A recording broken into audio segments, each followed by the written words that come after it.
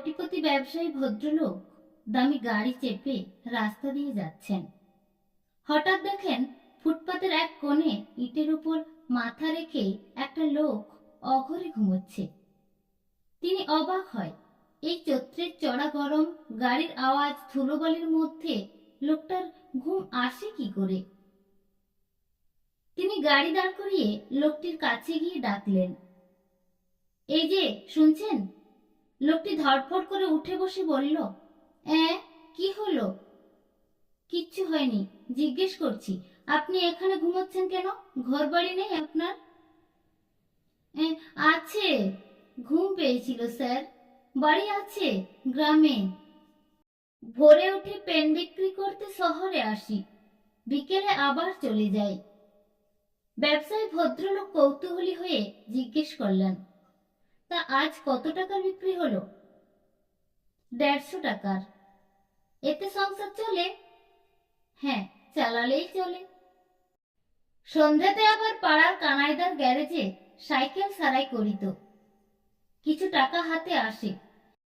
তবে কি জানেন, আমার মেয়েটার শরীরটা ভালো যাচ্ছে না, কদিন থেকেই জ্বরে ভুগছে। ব্যবসায়ী ভদ্রলোক 500 টাকা হাতে বের করে বললেন, এই নাও, মেয়ের জন্য ফল কিনে নিয়ে যাবে।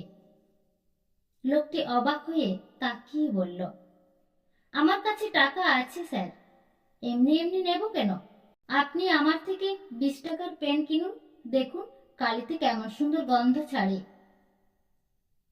ব্যবসায়ী ভদ্রলোক কিছুক্ষণ চিন্তা করে বলল, না শোনো, তুমি খুব সৎ, তাই আমি তোমাকে 50,000 টাকা দিতে চাই, তবে এমনি এমনি নয়। আমার একটা কাপড়ের হোলসেলের দোকান আছে, সেখান থেকে তুমি কাপড় কিনে বিক্রি করবে। যদি দেখি তুমি সত্যি সত্যি পরিশ্রম করছো, তাহলে 3 মাস পর আরো 50,000 দেব, তা দিয়ে তুমি দোকান ভাড়া করবে। লোকটি অবাক হয়ে জিজ্ঞেস করল, কিন্তু আমাকে বিশ্বাস করে এত টাকা দিবেন কেন স্যার? আপনি তো আমাকে চেনেন না। ভদ্রলোক মৃদু হেসে বললেন, আমি এই শহরের সব থেকে বড় ব্যবসায়ী। এই টাকা আমার কাছে সামান্য। আমার সামান্য টাকা দিয়ে তোমার যদি অনেকটা উপকার হয়, তাহলে আমি দেব না কেন? এরপর অনেক বছর কেটে গেছে। সেই পেনওয়ালার এখন শহরে 3টে কাপড়ের দোকান, আরো অন্যান্য ব্যবসা, 2টো 4 চাকার গাড়ি, 3টে ফ্ল্যাট বাড়ি। একদিন সেই উপকারী ভদ্রলোক ডাক্তারের চেম্বারে গেছেন ডাক্তার দেখাতে। সেখানে গিয়ে দেখেন সেই পেনওয়ালা লোকটিও বসে আছে। তিনি ডাকলেন, এই যে ভাই, কি ব্যাপার, তুমি এখানে? পেনওয়ালা লোকটি ভদ্রলোকের পা ছুঁয়ে প্রণাম করে বলল, স্যার, চেক আপে এসেছি, প্রতি মাসে আসি। সুগার প্রেশার সবই ধরেছে, ইদানিং ঘুম একদম হয় না। উপকারী ভদ্রলোক মুচকি হেসে বললেন, সে কি কথা, সেদিন তো 150 টাকা নিয়েও নিশ্চিন্তে ঘুমোচ্ছিলে রাস্তায়, আর আজ এসির নিচে নরম বিছানাতে তোমার ঘুম আসছে না? আসলে স্যার, তখন আমার হারানোর ভয় ছিল মাত্র 150 টাকা, আর এখন সেটা কোটিতে দাঁড়িয়েছে। এখন আছে স্ট্যাটাস হারানোর ভয়। আগে নিজের বলতে ছিল বউ আর মেয়ে, এখন আত্মীয় বন্ধু বান্ধব জুটেছে, তাদের সঙ্গে টাক্কা দিয়ে চলতে হয়। আগে ডাল ভাত হলেই চলতো, এখন বাসমতি চাল লাগে, মাছ লাগে, মাংস লাগে।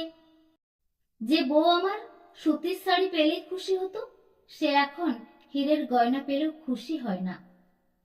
মেয়েটা সুস্থ হয়েছে ঠিকই, কিন্তু এখন তার চাহিদা অনেক, না পেলে নাকি ডিপ্রেশনে চলে যায়। এ কেমন অসুখ বলুন দেখি? এত চিন্তা নিয়ে ঘুম হয় বলুন তো? উপকারী ভদ্রলোক বললেন, তোমার সমস্যায় আমিও ভুগতাম। তখন আমার গুরুদেব বললেন, কোনো গরিব সৎ নিশ্চিন্ত মনের লোককে অনেক টাকা দিয়ে উপকার করো, তাহলেই দেখবি তোর মনে শান্তি আসবে, ভালো ঘুম হবে, শরীর সুস্থ হবে। পেনওয়ালা অবাক হয়ে বললেন, স্যার, সেই জন্যই কি আপনি আমাকে? ব্যবসায়ী ভদ্রলোক মৃদু হেসে বললেন, হ্যাঁ। পেনওয়ালা ঝটপট করে গাড়ি নিয়ে বেরিয়ে পড়ল রাস্তায়। তার চোখ এখন শুধু ফুটপাতের দিকে।